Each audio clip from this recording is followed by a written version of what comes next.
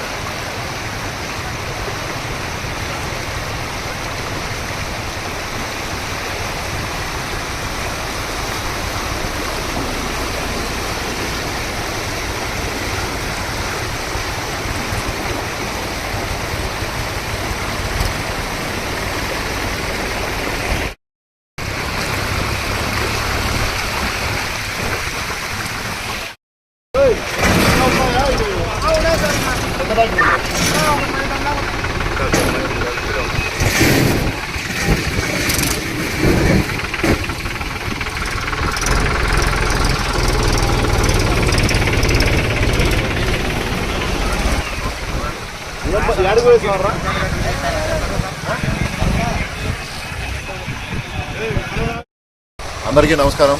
మన వండవన్ పరిధిలోని అరజన్పేట పక్కన ఉన్నటువంటి మధ్యలేరు వాగులో ఈ నిన్న మొన్నటి నుండి పడుతున్నటువంటి వర్షాల వలన వాగు పొంగి పారుతుంది.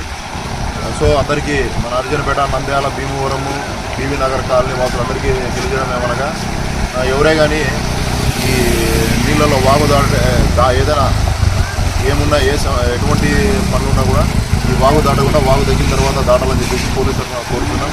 సో ఇక్కడ బ్యారికేడ్లు, పోలీస్ పికెట్ ఏర్పాటు చేయడం జరిగింది. ఎవరే కానీ వాగు దాటితే వాళ్ళని అడ్డుకుంటాం. సో దయచేసి సహకరించి ఎవరు వాగు దాటకుండా పోలీసులకు సహకరించాలని చెప్పేసి పోలీసు తరఫున విజ్ఞప్తి చేస్తున్నాం. Thank you.